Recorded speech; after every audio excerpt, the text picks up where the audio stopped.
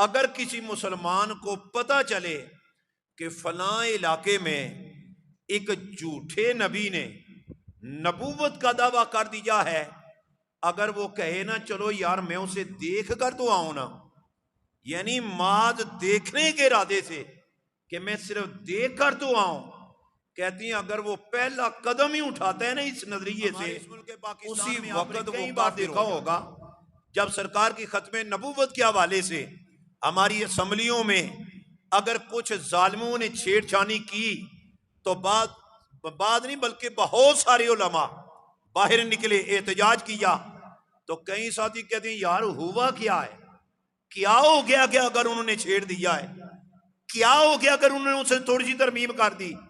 और खुदा के बंदे ये क्या वाली बात तूने सोची भी ना तो तू इस्लाम से निकल जाएगा।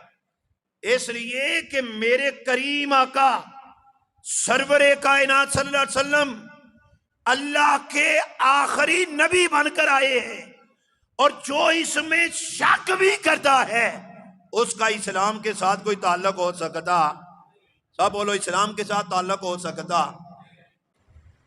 आज के जुम्मतुल मुबारक के मौका पर चंद गुज़ारिशात हुज़ूर नबी अकरम सल्लल्लाहु अलैहि व आलिहि वसल्लम की शान ख़त्म नबूवत के मौजू पर चंद गुज़ारिशात अर्ज़ कर रहा हूँ, इस मुनासबत से कि ये वो महीना है जिस महीने की 7 तारीख को आज से चंद साल कबल हमारे बुज़ुर्गों ने, हमारे उलमा ने, हमारे आइम्मा ने, मुजाहिदीन ने पाकिस्तान की असम्बली के अंदर झूठों का झूठ बेनकाब करते हुए कादियानियों को कानूनी तौर पर काफिर करार दिया गया था। और इसी मुनासबत से ये 7 सितंबर के हवाले से पूरे पाकिस्तान में हुज़ूर की शान ख़त्म नबूवत के मौजू पर मुख्तलिफ़ अदारों में, मसाजिद में, महाफ़िलों में गुफ्तगू की जा रही है, और अपने बुज़ुर्गों की इस मिशन या इस काम को सामने रखते हुए उनको ख़राज तहसीन पेश किया जा रहा है। तो आज हम भी उसूल बरकत के लिए इसी मौजू पे चंद बातें करेंगे और अपने बुज़ुर्गों को ख़राज तहसीन पेश करेंगे।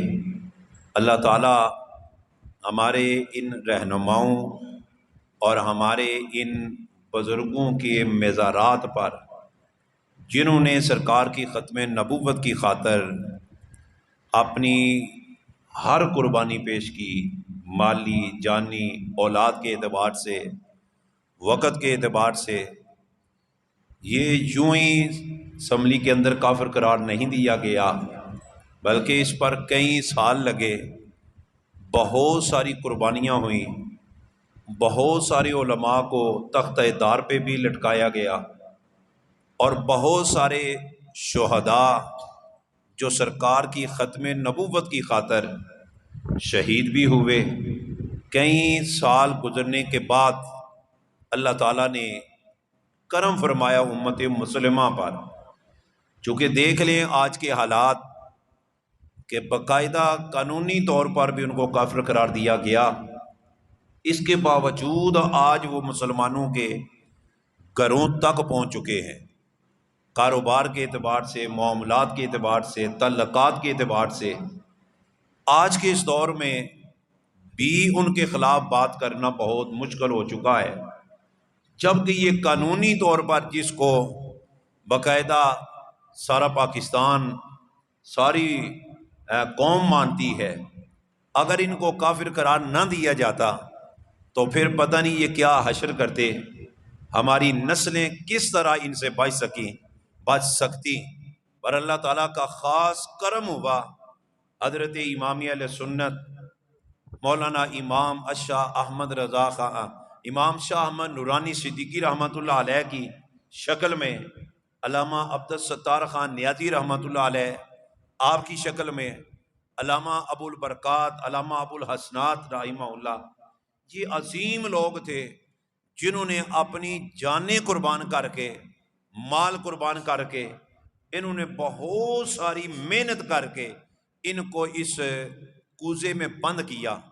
अल्लाह इनके मज़ारात पर करोड़ हार रहमतें नाज़िल फरमाए।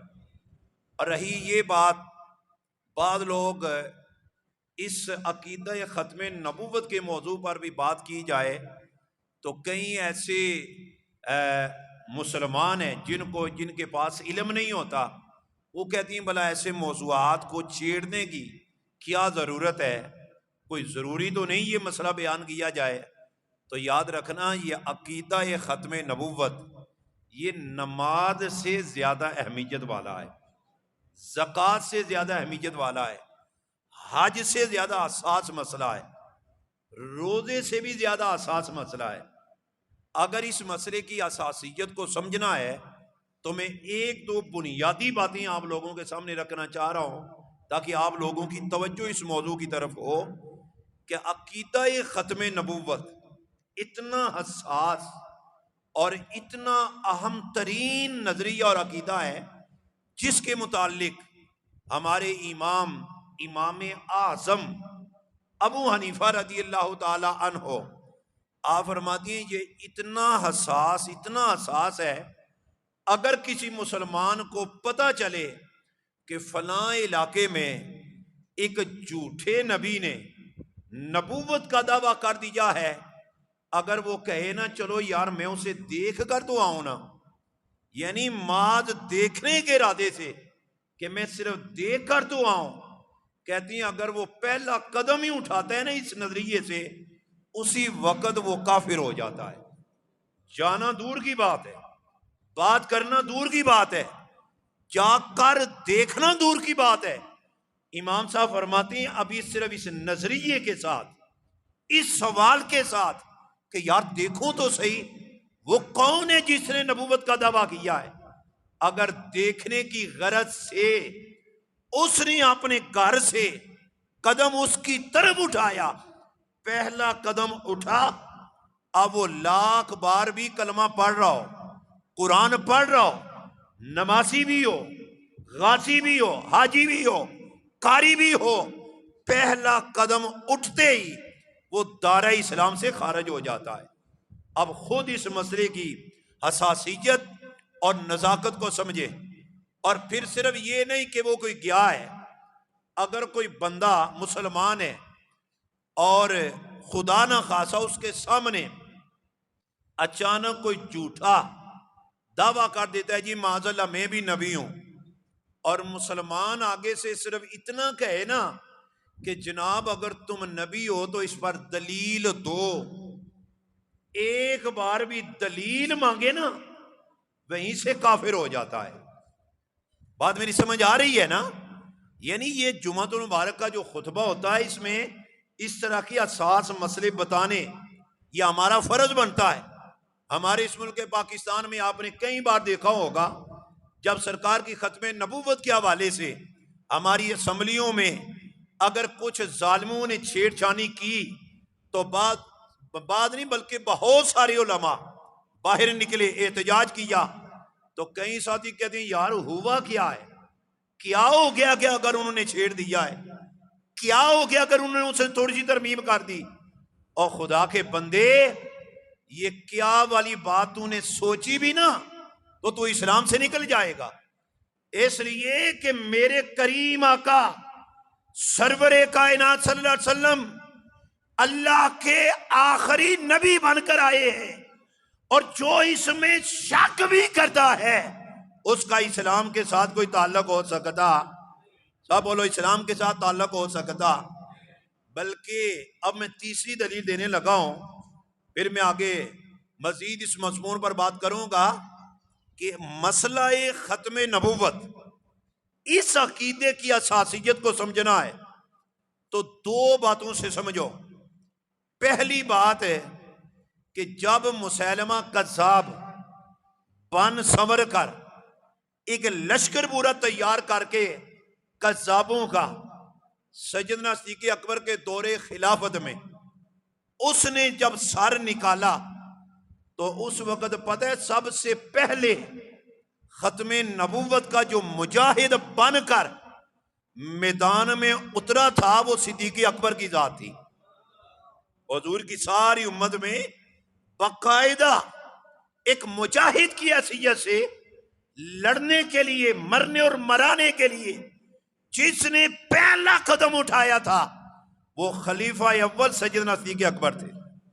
और सिर्फ कदम नहीं उठाया बल्कि आप तारीख़ इस्लाम का मुतालिया करें कि जब ताजदार सदाकत मसनद खिलाफत पर फायज हुए तो आपने ऐलान किया था, कानून बनाया था। क्या कहा? इससे कबल हमारे जो बुजुर्ग सहाबा जो बदर में भी लड़े हैं, फरान लड़ाई में भी लड़ चुकी हैं, अब उनको जिहाद पे जाने की जरूरत नहीं, वो हमारे लिए बतौर तबरक है। वो घरों में बैठे, वो दुआ करें और नए नौजवान सहाबा और ताबईन जाकर जिहाद किया करेंगे। यानी बदरी सहाबा को घर बिठाया और उनका वजीफा मुकर्रर किया। बदरी सहाबा आपको पता है ना, जिन्होंने मैदान बदर की तरफ कदम उठाया था जब 313 थे। 313 पूरे अरब के मुकाबले में निकले। आखिर उनके अंदर कौन सा जज्बा था, क्या कुव्वत थी कि 313 गोया के सारी दुनिया के मुकाबले में ये नहीं कहा कि हम थोड़े हैं, तादाद कम है, अभी जमात बड़ी हो जाए, अभी फलां कर लें फलां कर लें, पहले नमाज और रोजे के मसाइल याद करवा लें और फिर जिहाद के लिए निकलेंगे। बल्कि 313 होने के बावजूद जब मेरे नबी ने कहा ना कि वो हमें मिटाने आ रहे हैं, तो आगे से साहबा ने अर्ज किया, आका जरा हमें इशारा करके देखो, हम मिटने वाले भी नहीं, झुकने वाले भी नहीं, हमें किसी की क्या परवाह, वो 1000 हो या लाख हो, हम उनके मुकाबले में उतरेंगे। उनका वो जज्बा और उनका वो जिहाद रब को इतना पसंद आया। और मैं महबूब, बदर वालों ने रब को खुश कर दिया है। अब इनके जिम्मा कोई गुनाह नहीं, ये बड़ी शान वाले हैं। कुरान और हदीस में फिर उनकी असमत पर बहुत सारे दलाइल आए। सैयदना सिद्दीक़ अकबर ने कहा ये बड़ी फजीलत वाले लोग हैं, लिहाजा ये घर में बैठे, अब ये बाहर ना निकले। लेकिन सुनो मसला अकीदा खत्म नबूवत की असासियत कि जब पता चला मुसैलमा कज़्ज़ाब ने तैयारी कर ली तो सैयदना सिद्दीक़ अकबर ने खुतबा देते हुए फरमाया, आज मैं ऐलान कर रहा हूं, ना कोई बदरी साहबी घर में बैठेगा, ना औद की लड़ाई लड़ने वाला घर में बैठेगा। और मैं जिसने रसूलुल्लाह का कलमा पढ़ा है वो सरकार की खत्म नबूवत के लिए अपने घर छोड़कर उनके मुकाबले में निकलेगा। हालांकि पहले मना खुद किया, खुद कहा बैठो, पर जब मसला आया ना खत्म नबूवत का, फिर उनको बैठने, बोलो सही, बैठने। अब मैं आगे वाली बात बाद में अर्ज करता हूं, एक बात में इशारा दन कर रहा हूं। हम अल्लाह के फजल से मुसलमान हैं, सरकार का कलमा पढ़ने वाले हैं और सरकार से मोहब्बत भी है, सारी बातें बरहक हैं। पर मैं हाथ जोड़ के आपको कहूंगा, जब मसला आए खत्म नबूवत का तो बदरी साहबा नहीं घर बैठ सकते, आज के मौलाना बैठ सकते हैं, आज का नमाजी बैठेगा घर में, आज का हाजी बैठेगा घर में, कहे कि मेरा क्या काम। ये मसला याद रखना, अगर कोई बिजली के लिए नहीं निकलता ना निकले, गैस के लिए नहीं निकलता ना निकले, अरे बेरोजगारी के लिए नहीं निकलता तो ना निकले, पर इस मस्जिद की पाक सरजमी पे बैठकर मैं बरमला आपको ये बात बता रहा हूं, खुदा ना खासा अगर सरकार की इज्जत का मसला आए, सरकार की खत्म नबूवत का मसला आए, तो फिर हमारे रास्ते में ना औलाद रुकावट आ सकती है, ना माल रुकावट आ सकता है, ना अपनी जान रुकावट आ सकती है। अगर रुकावट आ जाए ना तो फिर अपने अंदर झांक कर देख, तू कौन है और बदरी साहबी कौन है? कहा सारे निकलो। और हालांकि उस वक्त हालात बड़े नाजुक थे, पर इसके बावजूद मुकाबला भी था 80,000 का। मुसलमा कज़ाब जो था वो कोई छोटा सा लश्कर लेकर नहीं आ रहा था, उसने बकायदा तैयारी की हुई। 80,000 का बाद मौरखी ने लिखा है, इतना बड़ा लश्कर लेकर साहबा डरे नहीं, ताजदार साकत पीछे नहीं हटे, किसी एक साहबी ने भी पीछे हटने का मशवरा नहीं दिया। बल्कि अगर इस मसले और अकीदे की हसासियत को समझना है तो फिर मैं एक जुमला बोलने लगा हूं। बदर में, ओहद में, खंदक में, इससे पहले जितनी लड़ाइयां हुई ना, जितनी जंगें हुई, उनमें शुहदा की तादाद थोड़ी सी बनती थी। अब मेरे जहन में तादाद नहीं है, थोड़ी सी तादाद थी। इन सारी लड़ाइयों में, बदर में भी, हुनैन में भी, खंदक में भी और दीगर जितने गज़वात हुए, थोड़ी सी तादाद। लेकिन सरकार की खत्मे नबुव्वत के लिए जो निकले, उनमें शहीद होने वालों की तादाद 1200 थी। कितनी तादाद थी? ये जुमला कहना बड़ा आसान है। साहबा जब निकलते तो इतना जज्बा होता, अकेला एक एक मेरे नबी का गुलाम हजार का मुकाबला कर लेता था। ये बड़ी बड़ी लड़ाइयां बेसरो समानी के आलम में हुई।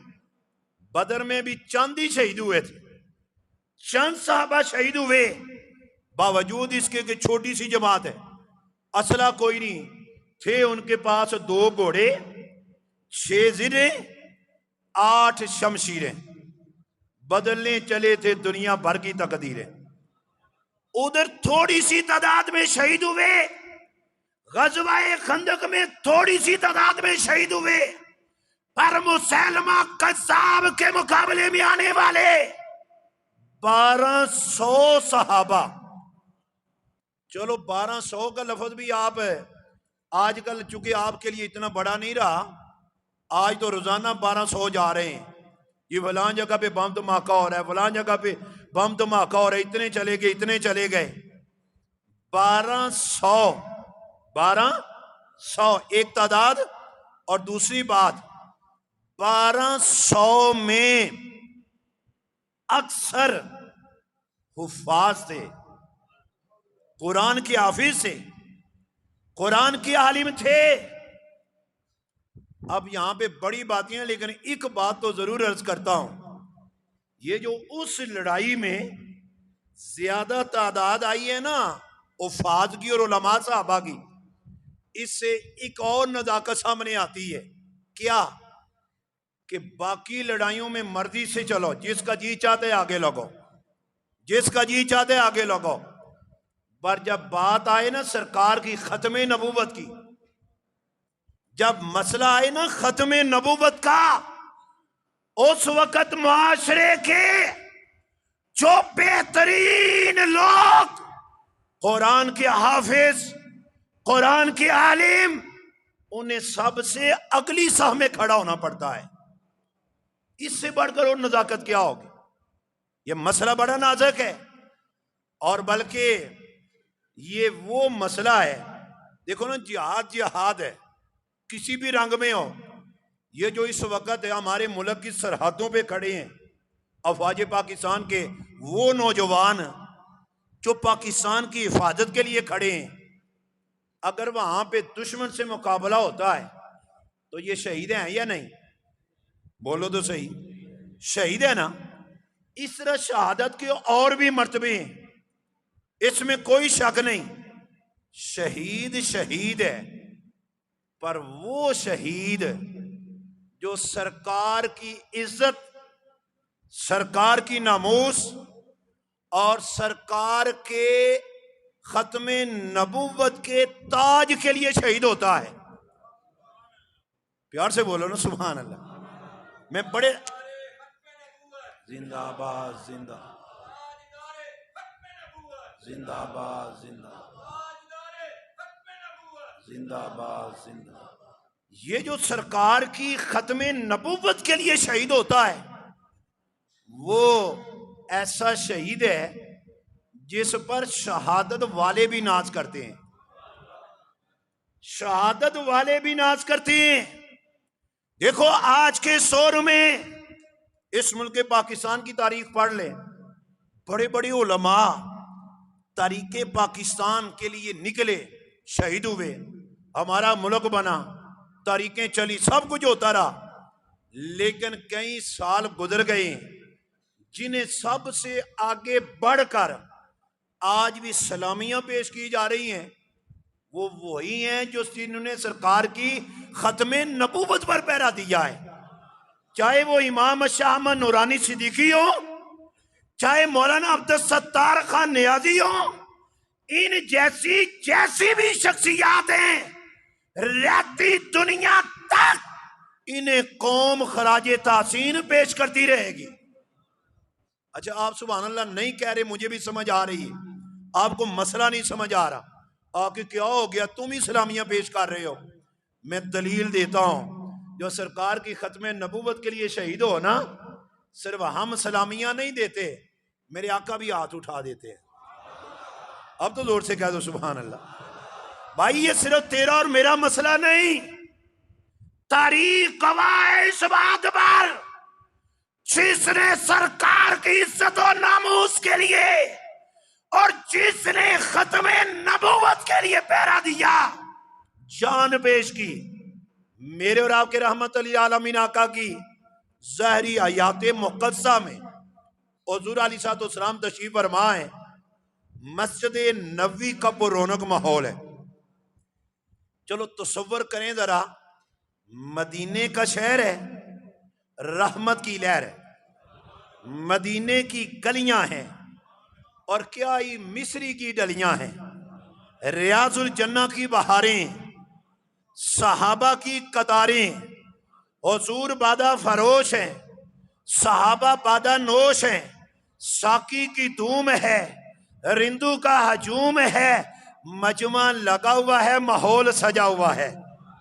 कैसा पुरनूर माहौल होगा, सारे सहाबा इर्दा गिर्द मेरे आका के बैठी हैं, दरमियान में मेरे आका तशरीफ फरमाए। मंजर कुछ यूं महसूस होता जैसे चांद चमकता सितारों में, यूं बैठा हुआ था मेरा नबी अपने यारों में। हुजूर सहाबा इकराम के दरमियान तशरीफ फरमाए, प्यार भरी बातें हो रही हैं।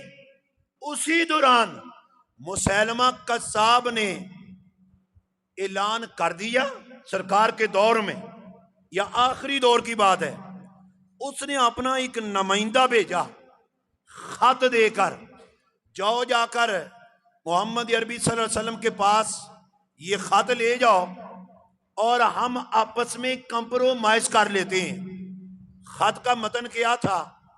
खत पे लिखा था, जनाब या तो आप ऐलान फरमा दें कि मैं आपका जानशीन हूं माज़अल्लाह, तुम्हारे जाने के बाद मैं नबी हूं, या फिर इलाका तकसीम कर लें, आधा तुम्हारा और आधा मेरा। उसने ये तहरीर भेजी। जो ही मेरे नबी के सामने तहरीर आई तो हुजूर ने फरमाया, कौन है जो इस तहरीर का जवाब देगा? अभी पहला सवाल ही मुंह से निकाला है। साहबा में एक साहबी थे, हजरत हबीब बिन जैद रज़ियल्लाहु ताला अन्हो, और इन्हें अल मारूफ साहबा में कहा जाता था छाबड़ी वाले साहबा।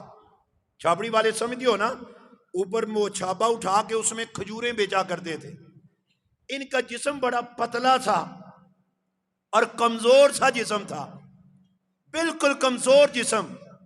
छाबड़ी उठा के मजदूरी करके गुजारा करते। अर्ज करती, आका इजाजत देना आपका काम है, इसका जवाब देना इस गुलाम का काम है। इतना कहा तो हजूर खुश हो गए, पर मैं फिर जाओ जाकर जवाब दो। हजरत हबीब बिन जैद कई हफ्तों का सफर तय करके मुसैलमा कज़्ज़ाब के पास पहुंचे। वो तख्त पर बैठा है, आसपास उसके नौकर चाकर जो उसने अपना अंदाज अपनाया हुआ था, सीधे दरमियान में खड़े होकर आप सामने गए और कहा, तूने खत भेजा था, मैं उसका जवाब देने आया हूं। कहने लगा, वो दो जवाब, क्या जवाब देती हो, क्या आधी आधी करती हो? आपने पुरजुस्सा फौरन फरमाया, पर मैं जवाब देने आया हूं, अंता कज़्ज़ाब, अंता कज़्ज़ाब, अंता कज़्ज़ाब। ओए तू झूठा, तू झूठा, तू झूठा, मैं तुझे तेरे सामने झूठा कहने आया हूं। जो ही आपने इस तरह जुर्रत के साथ जवाब दिया, उसको बड़ा गुस्सा आया, फौरन तलवार पकड़ी और जोर से हजरत हबीब बिन सैद की बाजू पे मारी। बाजू कलम हो जाता है, कट के जमीन पे गिर जाता है। अब बाजू पूरा कटे, कितनी दर्द होती है, कितनी तकलीफ होती है, पर इतनी दर्द होने के बावजूद आपकी आंखें इस तरह उसकी तरफ देख रही हैं जैसे शेर देखता है। जिस्म के पे कब कबाट नहीं आई, डोले नहीं, आपके मौका में नरमी नहीं आई, बल्कि फौरन बाजुबाने हाल कहा, ओए कज़्ज़ाब सुन, मैं वो नबी का गुलाम हूं जो जान हथेली पे रख कर नबी की बारगाह में आया हूं। उसने कहा, अब तो समझ आई गई होगी मैं कौन हूं, अब सच सच बोल, फिर बोल। अब एक बाजू कटा था, आपने फिर चेहरे को देखते हुए दूसरे हाथ से इशारा करते हुए फरमाया, अंता कज़्ज़ाब, अंता कज़्ज़ाब, अंता कज़्ज़ाब। ओए मेरा मौक़िफ़ यही है, तू कल भी झूठा था, आज भी झूठा है। उसको फिर गुस्सा आया, उसने दूसरा बाजू भी काट दिया। कमजोर तो पहले ही थे, जिस्म लागिर था, पतला सा वजूद था, दोनों बाजू कट गए और फिर हंस के कहते हैं, अब तो समझ आ गई होगी। आपने कहा, हां आ गई है कि मोहम्मद मुस्तफा के गुलाम जान देने से नहीं डरते। ये रह जाए या सर कट जाए, ये कुछ परवाह नहीं करते। तू हो के तुर शुरू, मुझे एजा हजार दे, ये वो नशा नहीं जिसे तुरसी उतार दे। अब ये वो बात है जिसके समझाने के लिए भी, उसके लिए भी बड़ी हिम्मत चाहिए, और इसे समझने के लिए भी लफ्जों की हद तक नहीं, बल्कि पूछ उन्होंने जिन्ना पीती है, फिर उन्होंने नाल की बीती है। हजरत यारवे कड़ी रहमतुल्लाह अलैह ने कहा कि जिन्ना हड्डियां अंदर इश्क रचिया, कन्ना थी वो डोरे, गैरां दी गल सुनदे नहीं, टुरदे अपनी टोरे। जब दोनों बाजू कट गए और इधर उसने फिर तलवार पकड़ी और आके उठ के गर्दन में रखी, कहा, अब बोल, जान प्यारी है या सच बोलना है? कहा, सच ही तो बोल रहा हूं, और तोल तोल के बोल रहा हूं, और बोल बोल के तुझे रो रहा हूं। अंता कज़्ज़ाब, तू झूठा है। उसने फिर तलवार चलाई, सर काट दिया। हजरते हबीब बिन सैद शहीद हो जाती हैं। इधर मदीना मुनव्वरा में लजपाल आका, करीम आका, रहमत लिल आलमीन आका की आंखों में आंसू जारी हो जाती हैं। हुजूर की आंखों में आंसू आए। साहबा ने अर्ज की, आका रोने का सबब क्या है? फरमाया, हाथ उठाओ, हाथ उठाओ। साहबा ने हाथ उठाए तो मेरे करीम आका ने फरमाया, साहबा, ओए जो मेरा गुलाम मेरी खत्मे नबूवत की हिफाजत के लिए गया था, उस जालिम ने उसे शहीद कर दिया। रब ने मेरी गुलामी का सदका उसके लिए जन्नत के सारे दरवाजे खोल दिए हैं। फरमाया मैं देख रहा हूं, हाथ उठा के देख रहे, जो खत्मे नबूवत के लिए पहरा देता है, सरकार की खत्मे नबूवत के लिए कुर्बानी देता है, मेरे आका कल भी प्यार से देखते थे, आज भी प्यार से देखते हैं। लिहाजा आओ हम अपने पाकिस्तान के तमाम अदारों को, जो जिम्मेदारान अदारे, हम उनको आज जश्न खत्मे नबूवत के मौका पर ये बात बरमला कह रहे हैं, हमारे इस मुल्क के पाकिस्तान में हर किस्म का जुल्म कौम बर्दाश्त कर सकती है और कर भी रही है, कर भी सकती है और कर भी रही है, पर ये कौम अपने नबी से गद्दारी बर्दाश्त नहीं करती। इस मुल्क की बुनियाद मेरे नबी की इज्जत, नामूस और निज़ाम मुस्तफा के नवाज पे लिए रखी गई। आओ पलटो, सिर्फ 2 दिन पीछे ना पलटो, मैं कहता हूं 1400 साल पीछे पलटो।